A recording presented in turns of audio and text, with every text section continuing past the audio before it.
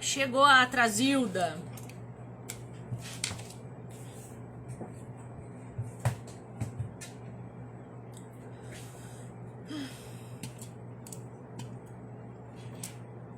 Cheguei, atrasada, mas vim. Socorro, Deus. Ó, o professor já chegando.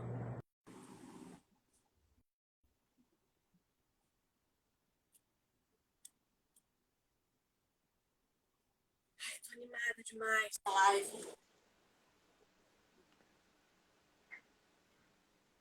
Ué, cadê o William? Olá, olá. Boa Você tá noite. bem?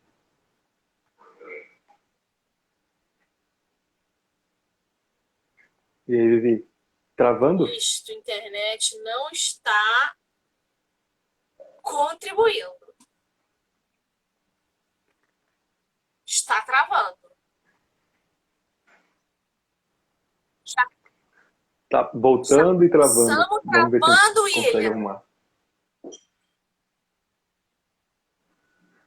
A minha não, a minha tá Tá, boa aqui. não, é tudo tá travando. Eu tava numa live agora lá que não travou nem um minuto.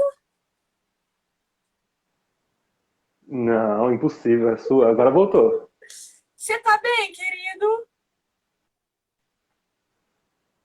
Eu tô bem Eu tô também, bem, com e a você? graça do nosso Senhor Jesus Cristo. E eu quero contar uma coisa, eu vou contar uma coisa. Mulher que não Hã? para, Vou conta. contar.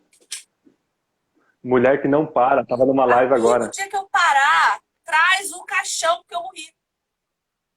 Não tem outra coisa. Não tem explicação. Deixa eu te contar uma coisa que eu ia te contar lá no WhatsApp, e aí não deu tempo que nós estamos aqui, eu quero contar. Você sabe, né, que esses tempos aí andei recebendo uns livros da God Books e tal. Eles meio que foram com a minha carinha. Eu falei, tô podendo, aí. Que milagre! Fiquei me achando um pouco, fiquei me sentindo. Recebi os livros. E aí, eu recebi outros. Recebi 2 vezes livros. Falei assim, poxa, como é que eu posso agradecer, né? Porque quando a gente recebe livro, ainda mais de uma editora, que é uma editora pequena, é uma editora ah, que tá crescendo, né? Tem um ano a editora, tá Tá começando, começando? né? Falei, eu quero agradecer, porque eu tô sendo muito honrada, eu tô sendo muito privilegiada. Aí eu comecei a fazer os Aham. estudos. A gente está estudando 2 livros aqui da God Books. A gente está estudando às terças-feiras. Então, em janeiro, a gente está estudando um do Guilherme Franco, de Suicídio e Depressão. E no mês que vem, fevereiro, a gente vai Uhum. estudar um sobre solidão do Maurício Zagre, que é o editor-chefe lá da God Books. E aí, o que Certo. aconteceu? Hoje eu recebi mais 2 livros deles, com parceria da Thomas Nelson. Aí eu falei assim, vou mandar, né? Porque quem não chora não mama, aprendi isso com certas pessoas chamadas de sobrenome Orlandi. Eu falei, quem não chora não mama. Vou fazer uns stories maravilhosos para divulgar, para dizer que eu recebi esse presente, porque eu não esperava mesmo, foi surpresa.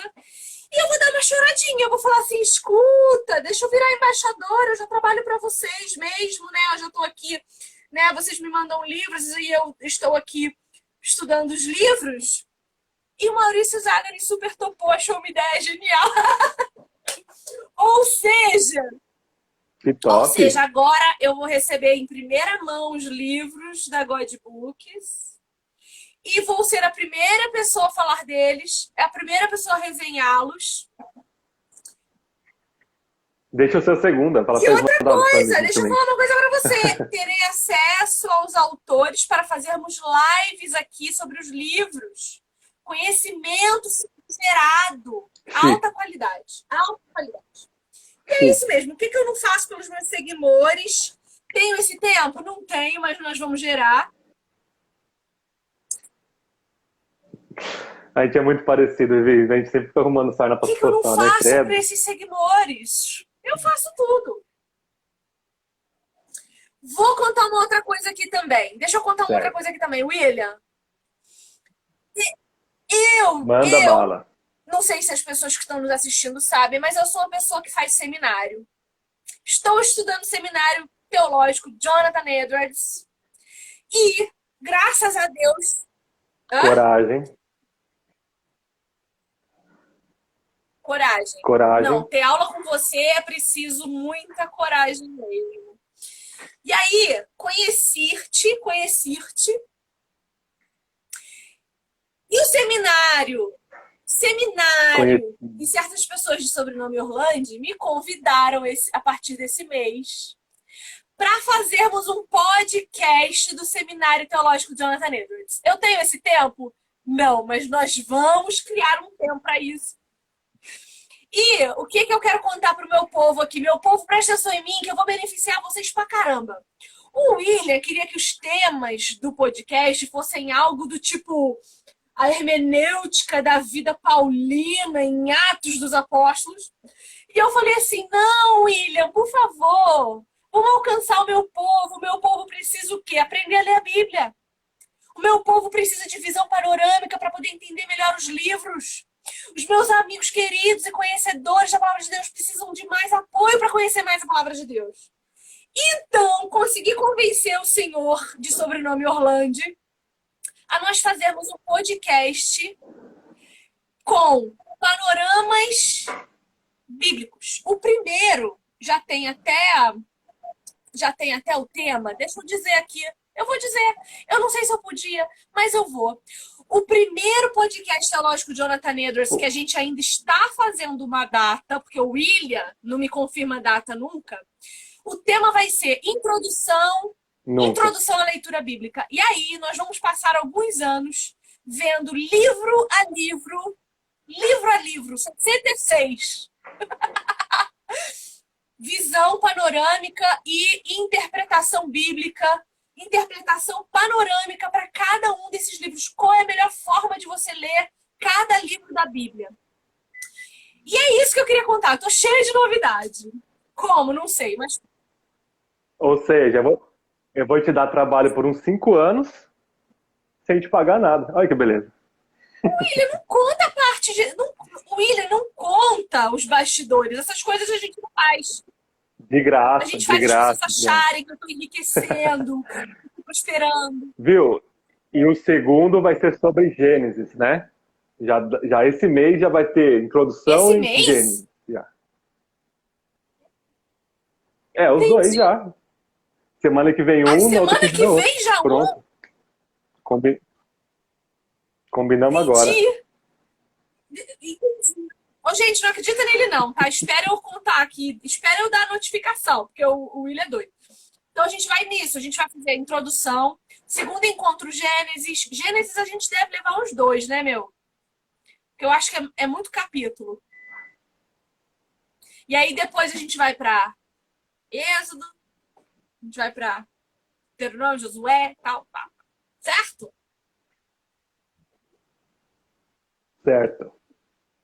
Então tá, ninguém me segura. Tá travando ainda, Vivi, o 2021, meu? 2022 é o quê? Meu ano. Vambora. Meu ano. O ano em que eu vou ter ou um burnout pesadíssimo, tá repreendido em nome de Jesus, ou... Não, você não pode, você tá proibido. Você tem que me manter em pé. Ai, vamos lá, eu tô muito animada, William. Eu tô muito animada. Meu Deus. Eu amo você, eu amo a sua esposa, eu amo a sua Calma, filha, amigo, eu calma. amo a sua família, porque a sua família é um presente de Deus pra mim, tá? Também te amamos. Saiba disso. Bora Amém. lá! É Gente, recíproco. é o seguinte, nós estamos aqui Bora. nos propondo a passar 12 ou mais, não sabemos, semanas estudando esse livro com vocês. 12 homens extraordinariamente comuns. A começar por hoje. Então, hoje nós vamos ver o capítulo número 1, a introdução. E eu li pelo Kindle, então vamos ver o que eu consigo me lembrar de que li. Bora, William. Que tá travando. O William tá travando. A tua internet tá ruim. Põe no 4G.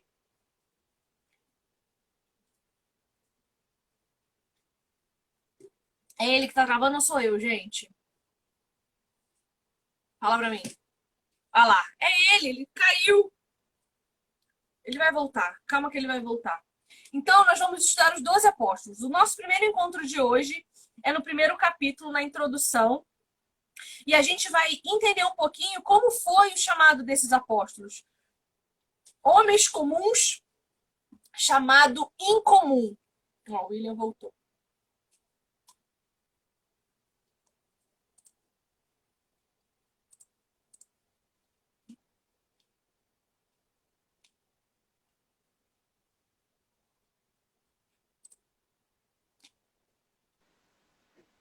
Calma aí, gente. Voltei. Foi mal. Estranho, tá muito chuvoso aqui em São Paulo esses dias, acho que deve ser por isso. A Thaís mandando mensagem. Tá me ouvindo? Tô te ouvindo. Já anunciou a belezinha aqui? Já. Pode só 12 homens começar. comuns? Só começar. Show. E aí, a gente vai ver o capítulo 1, né? Esse livro é do John MacArthur, um pastor dos Estados Unidos, né? E ele trata de forma bem simples, bem didática, não é um livro acadêmico, é um livro para todo mundo ler, né? Até para os leigos, sobre os 12 apóstolos. Ele não vai tratar sobre Paulo, porque tem vários livros sobre Paulo depois, ele vai falar isso, né? E ele vai focar nos 12, que são dificílimos de lembrar o nome dos 12. Eu frequentemente esqueço e não está na minha cabeça agora. Você lembra de cor, Vivi? Eu não lembro Até nem uns 6, que eu 7 a li gente hoje de lembra, né? manhã. Mas depois, Deixa eu ver. né? Só lembra dos 3 principais, né? Ó, os 12 são Sim. Marcos, Pedro, Tiago, João, André. Não. Marcos não. Em Marcos 3, 16 e 19, Marcos não, é. é Pedro, Tiago, João, André, Felipe, Bartolomeu, Mateus, Tomé, um segundo Tiago, Tadeu, Simão, Zelote e Judas Iscariote. Boa. E Judas foi substituído depois por Matias, né? Lá em Atos capítulo 1. Certo? O que é? Vivi, tá me ouvindo? Tá ruim. Deixa eu tentar Travando, tirar. Deixa eu colocar o 4G aqui, calma aí. Mas fica tranquilo, que live comigo sem dar problema não é live comigo, né? As pessoas já estão acostumadas, elas já me conhecem, elas já sabem. Vai dar certo, vai dar certo. Em nome de Jesus vai dar certo, porque é para honra e glória do nome de Deus, não é para nossa glória, para a glória dele. Então vai dar, calma que vai. Mas vai introduzindo o livro aí, Vivi, que eu já tô arrumando aqui. Bom, então o que ele vai dizer a princípio aqui, né? As marcações que eu fiz. Ele vai dizer o seguinte, que uma dúzia de homens sob o poder do Espírito Santo é uma força mais potente do que as massas numerosas cujo entusiasmo inicial por Jesus aparentemente foi causado por pouco mais do que pura curiosidade. Então é interessante a gente pensar que Jesus, ele trazia junto com ele multidões. E a Bíblia vai chamar de multidão milhares de pessoas. Né? A gente vê aí na multiplicação dos pães e peixes 5.000 só homens, fora mulheres e crianças que estavam ali. E dentro dessas multidões, ele separa, que a gente sabe ali, 70 discípulos, mas deviam ser mais. E desses 70, ele separa 12. Porque esses 12 ele queria liberar poder para que mudassem a nação. E isso sempre me faz pensar uma coisa, que eu já vou começar as polêmicas, porque tu não é polêmico, mas eu sou um pouco.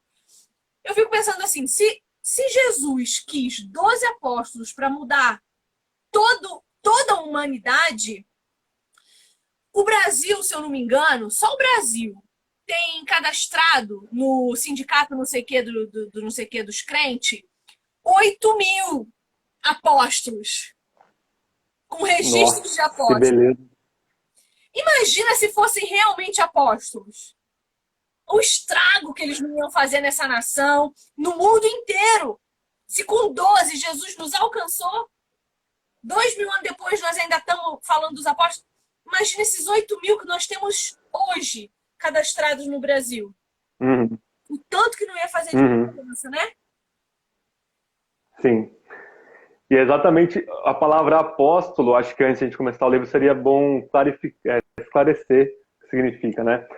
Se a gente pegar a palavra grega apóstolos, que a gente trouxe do grego português, né, mesma palavra em português, por exemplo, no contexto grego antigo, citando de cabeça aqui, era usado no sentido de, primeiro, de navegação, então alguém que era enviado num navio, alguém que estava à frente de um navio, guiando ali, mas depois ganhou um sentido de delegado, então alguém que ele é delegado à autoridade, de alguém que tem autoridade, por exemplo, um rei, um governante, alguém que tem autoridade, para levar uma mensagem a outra pessoa daquele que ele é enviado, né?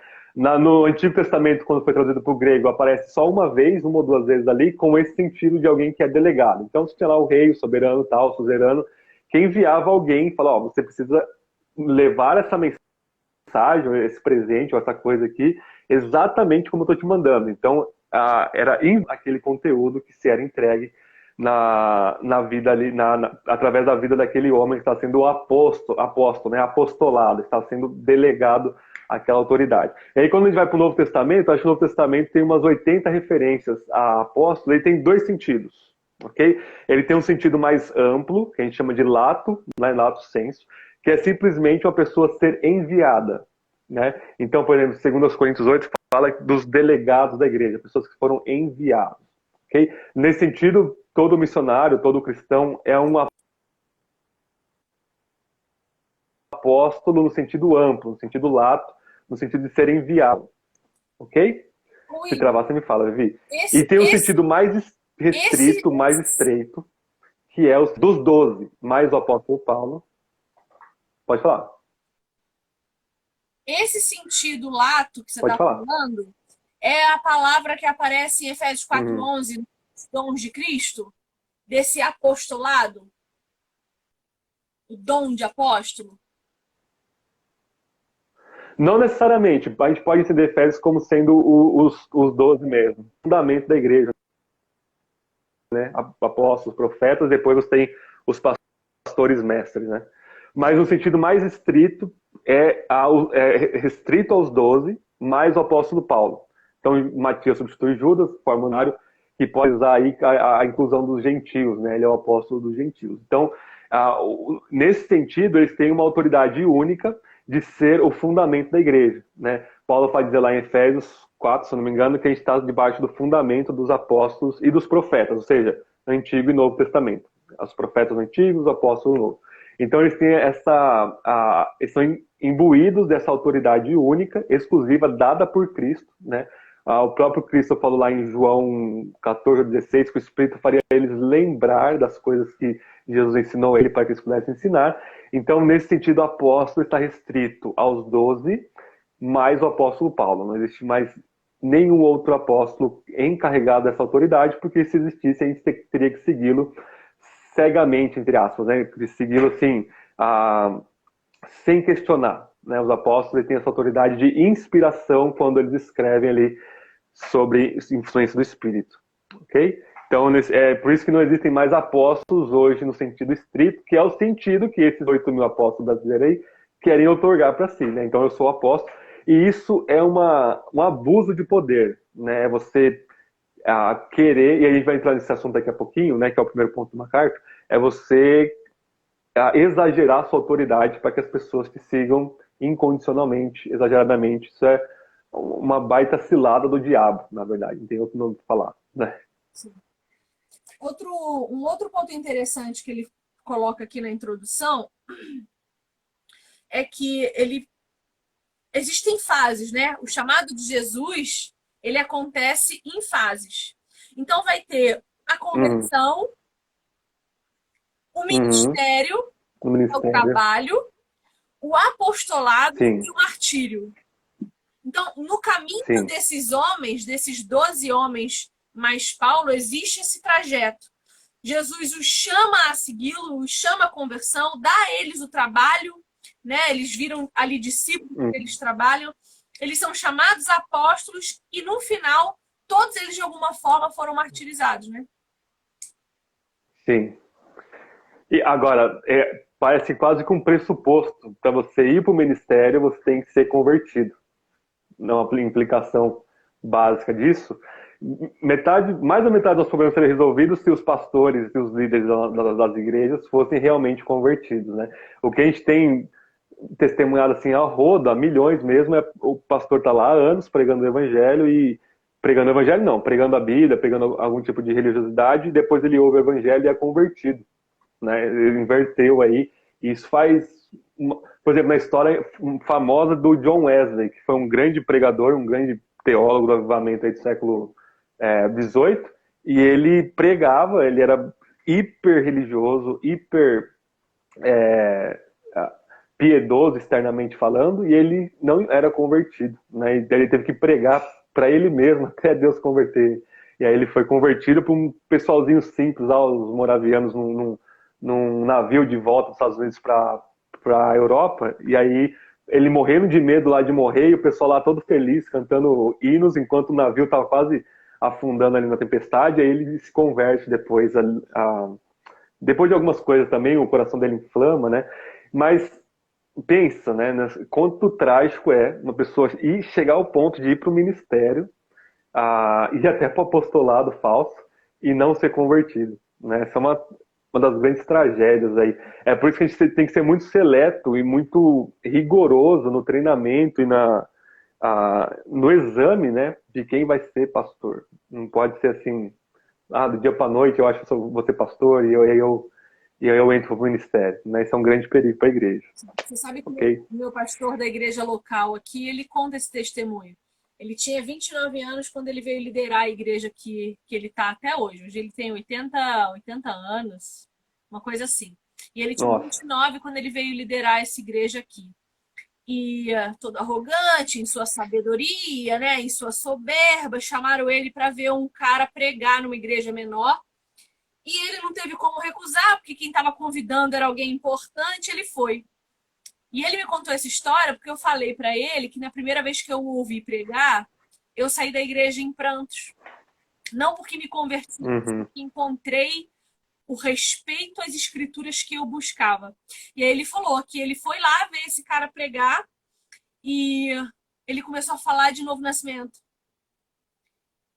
E ele começou a se tremer, o pastor começou a se tremer, enquanto o pregador falava de novo nascimento, falava de morte com Cristo, em Cristo e através de Cristo, né? Não só que Cristo morreu por nós, mas nós morremos nele, nós somos crucificados nele e tal. E ele começou a se tremer e chorar. E ali tudo mudou. E ele prega o novo nascimento dele esse dia. Inclusive, tiraram ele na época, em 86, 88, tiraram ele do Congresso Nacional lá da Batista do Brasil por ele pregar isso. Diziam que ele estava pregando heresia. E hoje é o que a gente mais prega, né? Porque é a verdade. Então ele fala isso, que naquele momento ele verdadeiramente se converteu. E ele já era diretor de igreja. Ele já estava cuidando da igreja. Uhum. E tal, né? E um homem incrível também, assim. E isso é muito interessante a gente pensar e se perguntar, será que eu já deixei Jesus verdadeiramente sondar todas as coisas, todos os lugares? Será que eu já entendi quem Jesus é de verdade? Será que ele é verdadeiramente o meu Senhor?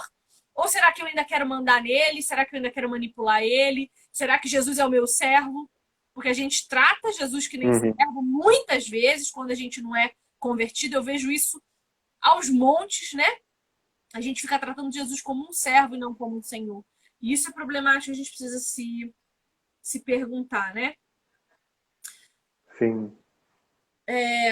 Outro ponto, lá na página 21. Você tá em que página? Você já tá lá? Hum. Eu nem tô com o livro aberto, eu tô falando de cabeça aqui algumas coisas. Ai, mas você é um espetáculo mesmo, hein?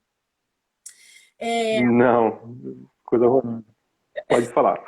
Ele fala que depois desse processo, chamado ministério apostolado, e vem o martírio, né, o chamado ao martírio, ele fala, no final, cada um deles Uhum. daria sua vida por amor ao evangelho.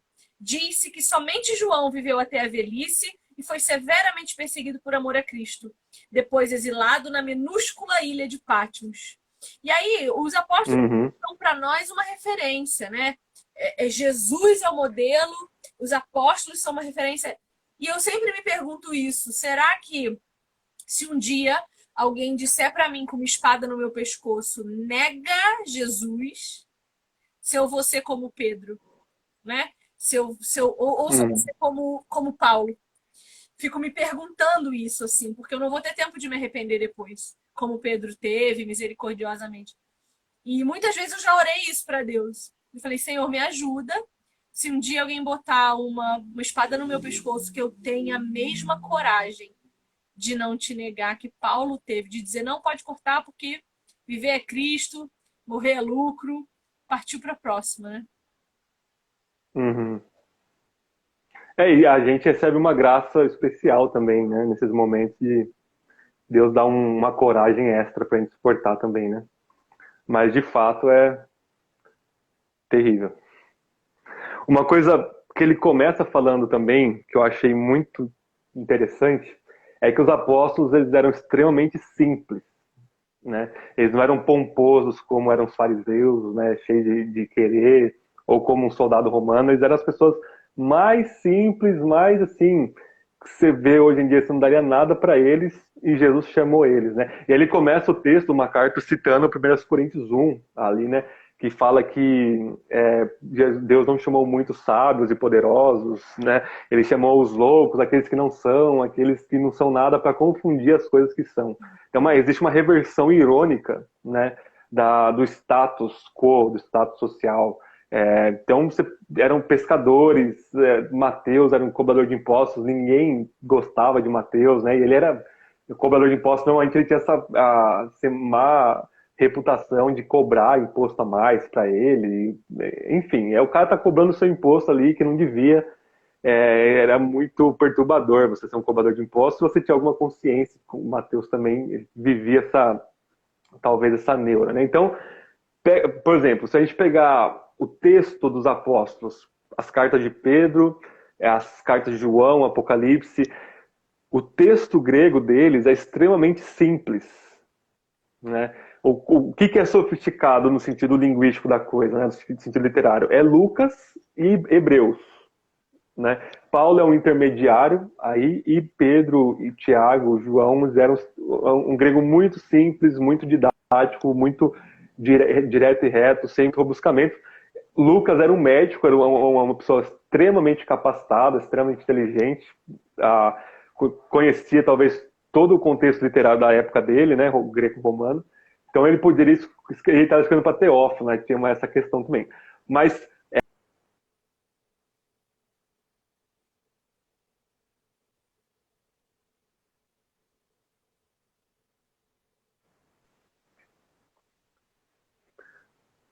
tudo certo? Travou, você estava falando que ele escreve para Teófilo, e por isso ele também pensa na linguagem que ele está usando para ser comunicativa e não rebuscada. Isso. Isso. Até alguns teólogos vão dizer assim, João cometeu erros gramaticais em Apocalipse.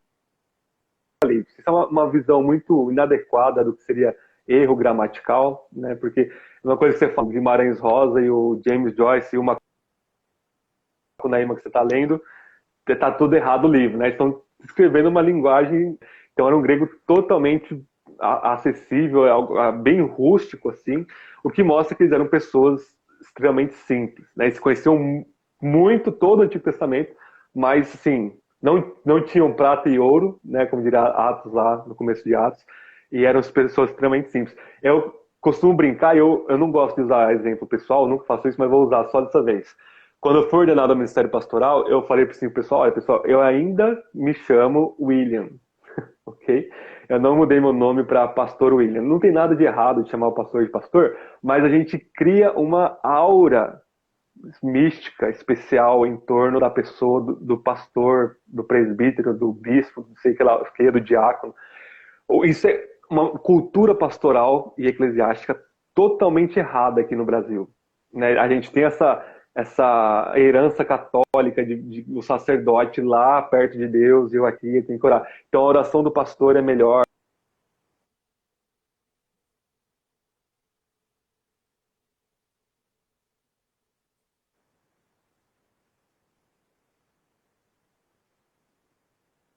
Pego assim, de roupa normal, não uso terno e gravata, até porque aqui é um calor insuportável.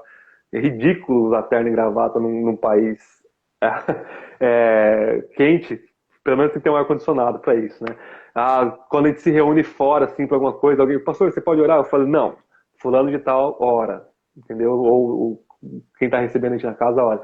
Então, e aí é o que tá. Quando você trata alguém como se fosse especial, aquela pessoa, ela toma uma postura farisaica de duas vidas. Então ela é uma coisa publicamente e ela é outra coisa secretamente, né?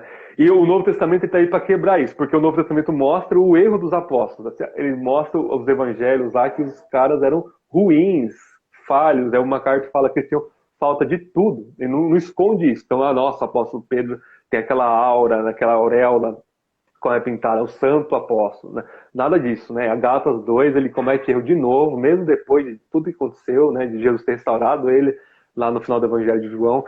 Então a gente precisa desmistificar isso e o pastor precisa ser quem ele é publicamente e privadamente, o mais transparente possível. E isso tira a autoridade do pastor. E isso tira a minha autoridade. Eu não tenho. E isso é bom, porque a minha autoridade está unicamente em explicar e aplicar a Bíblia. Então é a autoridade da Bíblia. Né? Eu não tenho autoridade nenhuma por mim mesmo. É uma autoridade delegada, né? Usando apóstolo lato sensu aí.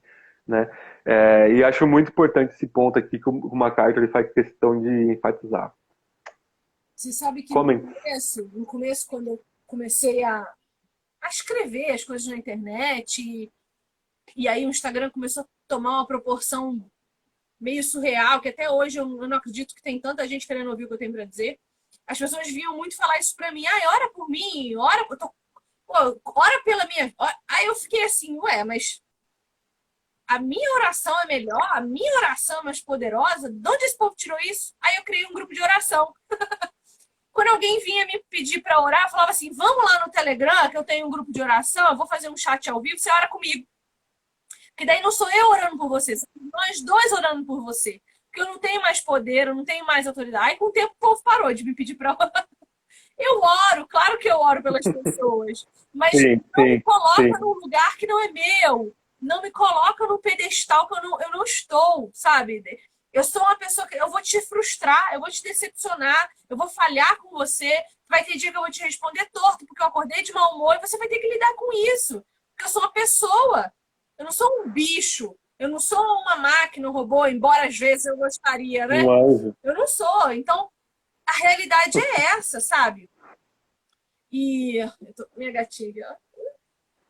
Bom, aí eu quero agora entrar num tema que ele vai abordar aqui, que é muito sensacional, e que eu quero que a gente converse. Ele vai dizer assim, lá no capítulo 24, a escolha dos 12 apóstolos foi um julgamento contra o judaísmo institucionalizado. Então, o que ele vai dizer? Ele vai dizer que as 12 tribos não cumpriram plenamente a sua função. Então, ele seleciona outros 12 que seriam capacitados a julgar as 12 tribos. O antigo Israel. Não sei se eu posso chamar assim, né? Porque existe uma teologia que entende que existe uma promessa especial para os judeus, para aquele povo das 12 tribos. E que isso não nos inclui. Que nós estamos sim em Cristo, nós somos salvos, mas que na vinda de Jesus haverá algo de especial para esse povo. Pelo que o MacArthur está falando aqui, não é por aí.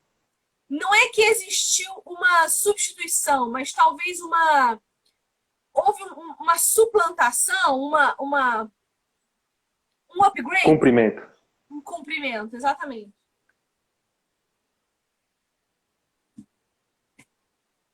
Fala. Certo, não, pode falar. Pode terminar o raciocínio. Eu já falei bastante, agora eu quero te ouvir falando disso, porque eu não vou me encalacrar, não. Ok. O MacArthur vai falar que por que 12? É muito óbvio por que 12, né? Porque simbolicamente está simbolizando os 12 tribos de Israel. Né? Então agora, começando a igreja com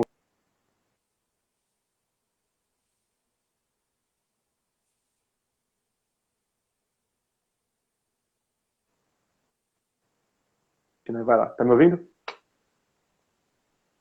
Agora voltou. Voltei.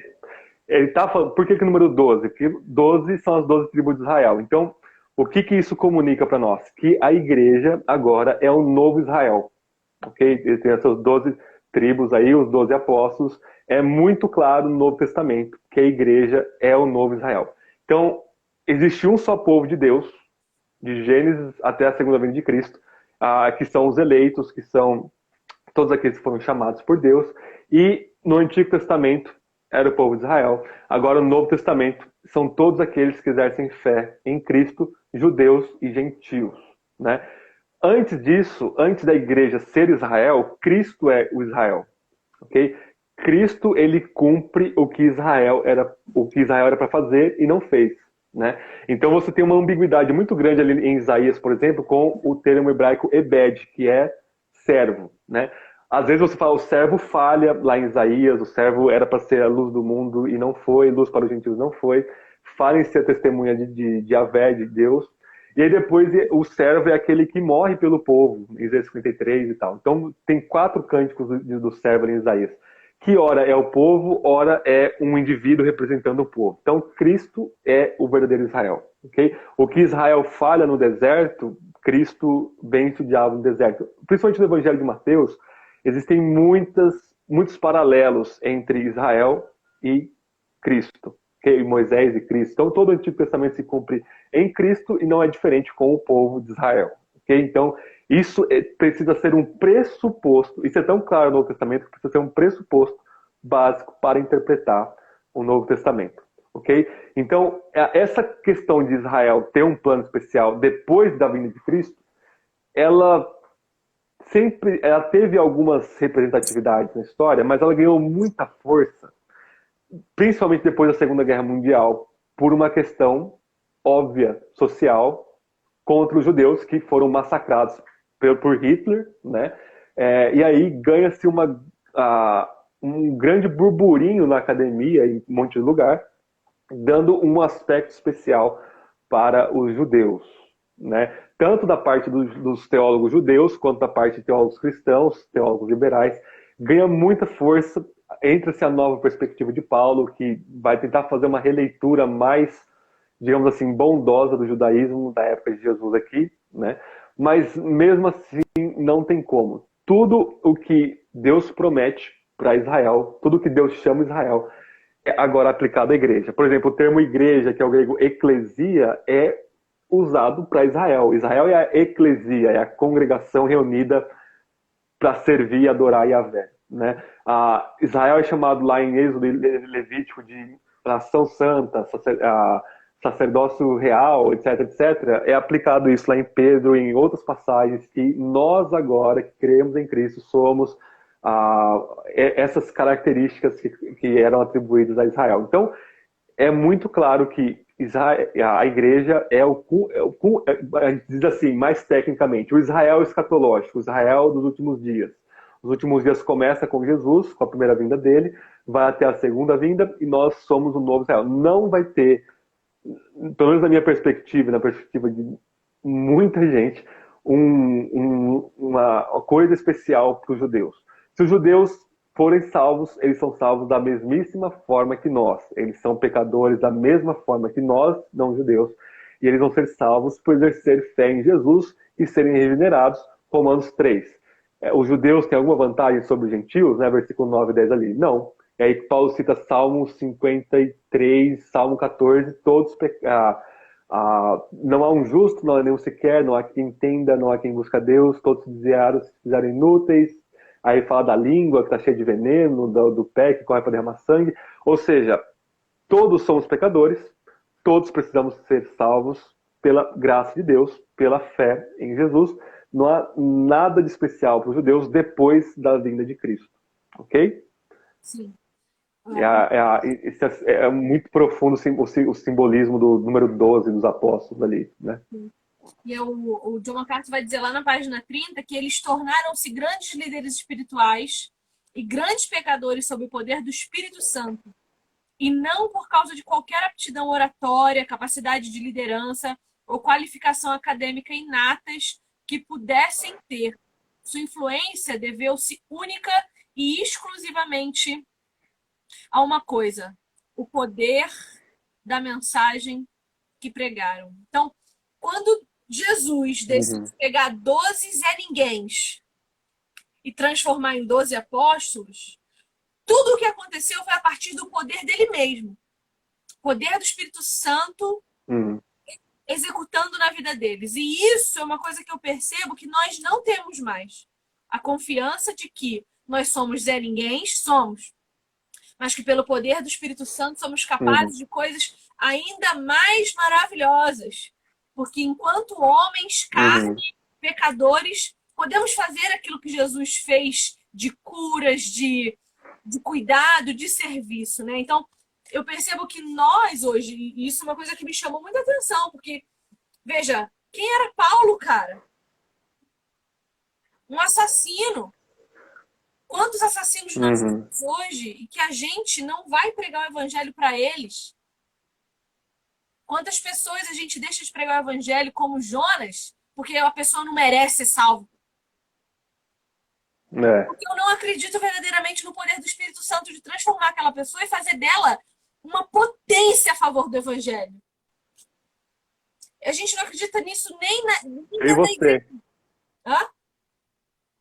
Eu e você éramos duas coisas horrorosas, da pior qualidade. E aí, por isso mesmo que Deus nos escolhe, né? Ele quer, normalmente ele escolhe os piores, né? Eu amo. Isso aí. Bom, vamos adiante. Deus escolhe quem escolhe a fim de que ele receba a glória. Por isso que ele escolhe os piores.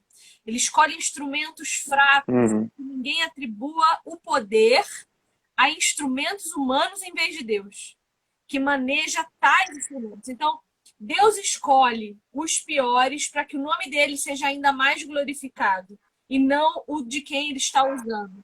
Tal estratégia é Sim. inaceitável a qualquer um cujo propósito na vida esteja voltado para alcançar a glória humana.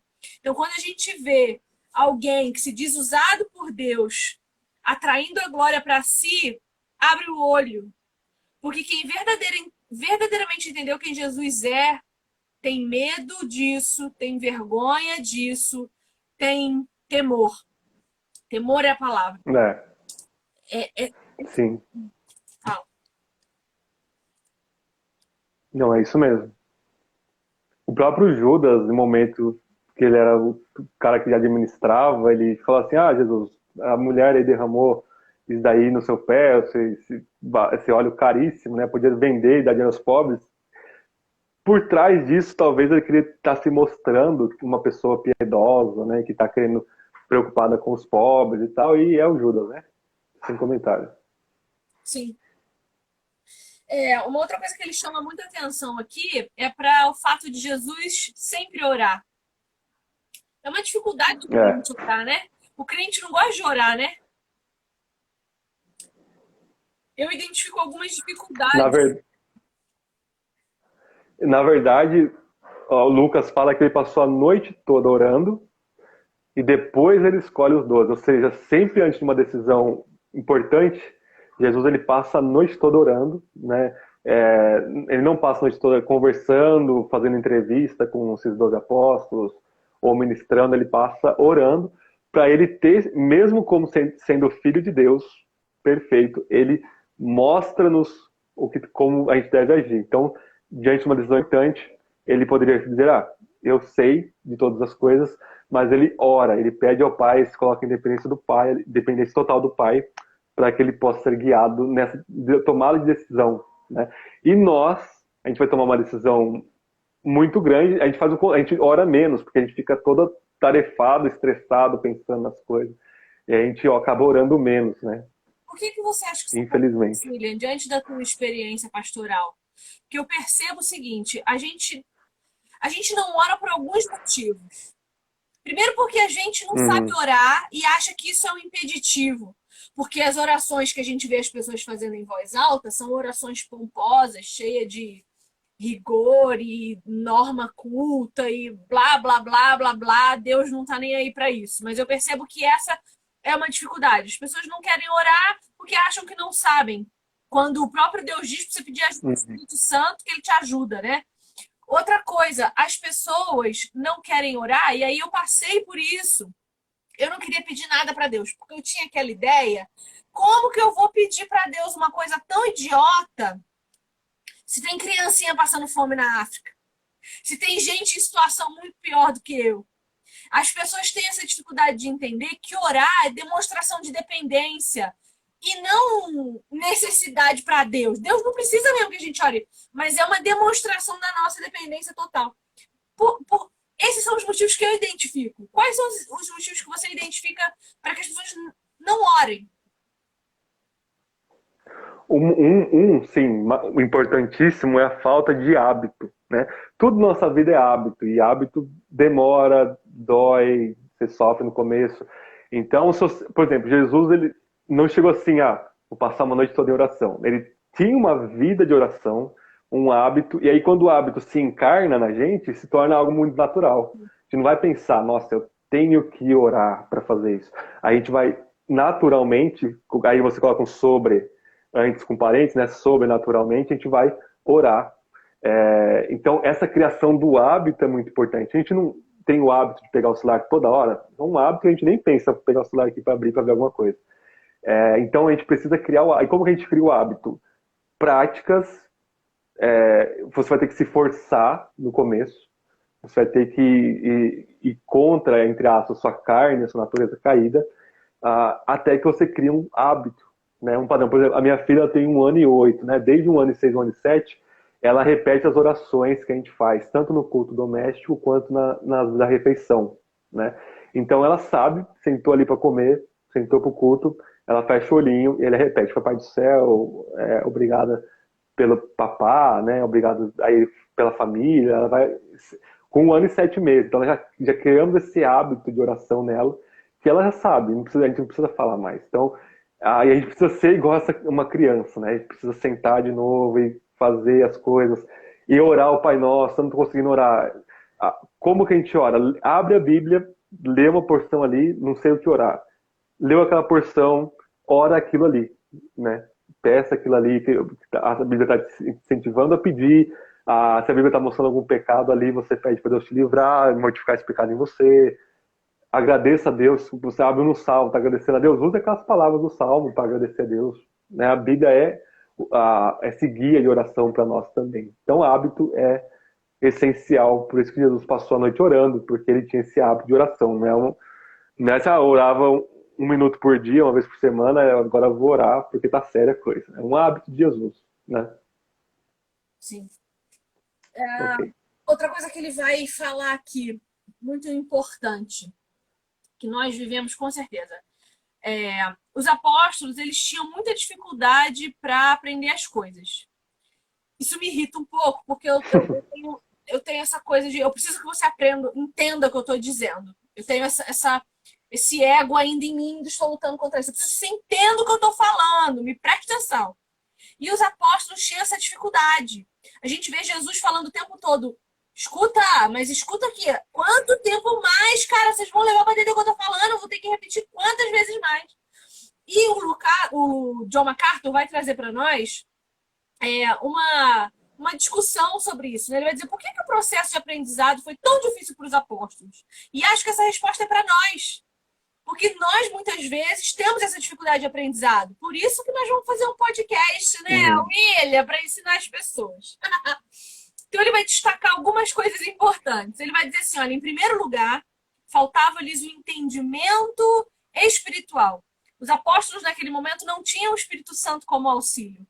Nós temos hoje. Então, essa não é uma coisa que temos que temer, porque nós temos o auxílio espiritual. Eles também eram lentos para ouvir e compreender. A gente está com pressa o tempo todo, né? Eu quero ler agora, entender agora, ensinar daqui a pouco. Eu quero tudo para ontem. Eu estava falando sobre isso agora lá na outra live que eu estava. A gente recebe um monte de informação, não transforma isso em conhecimento e não usa isso com sabedoria. Gera angústia, aflição e ignorância. Então, eles eram lentos, porque estavam sempre com pressa. Jesus falando e eles preocupados com comida. Jesus ensinando e eles preocupados com quem estava vindo em cima. Jesus e eles prestando atenção em outras coisas. É o que a psicologia hoje vai chamar de TDAH. Falta de concentração intencional. Gente, concentração precisa ser intencional. Prepara o ambiente, é o hábito. Prepara o ambiente. Cérebro, próximas 2 horas, fica quieto porque eu preciso ler. Hoje foi difícil, mas amanhã vai ser mais fácil. E depois vai ser um pouco mais. Uhum. Daqui a pouco eu consigo me concentrar facilmente, porque o meu cérebro vai entender que quando eu sento no meu escritório, ele precisa se acalmar. Então, a gente não faz isso. Outra coisa que ele vai levantar. Em segundo lugar, outro problema que dificultou o processo de aprendizado dos discípulos foi a falta de humildade. Sabe o que eu vejo o crente fazer? A gente vai ler a Bíblia. E eu passei por isso também. Porque você não usa exemplo pessoal, mas eu Quem não? uso porque eu confesso tudo que é pecado. O que eu fazia? Eu confesso também. Eu chegava numa passagem que eu já tinha lido e eu ficava assim, ah, não vou ler isso aqui não, isso aqui eu já conheço.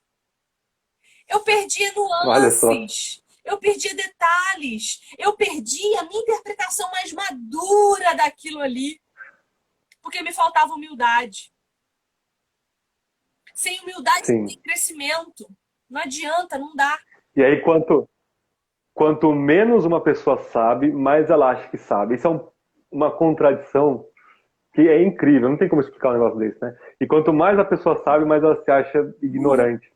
O próprio Sócrates fala, Porque depois você vê Pedro todo humilde nas cartas, sujeitai-vos debaixo da poderosa mão de Deus, ele vai humilhar e tal.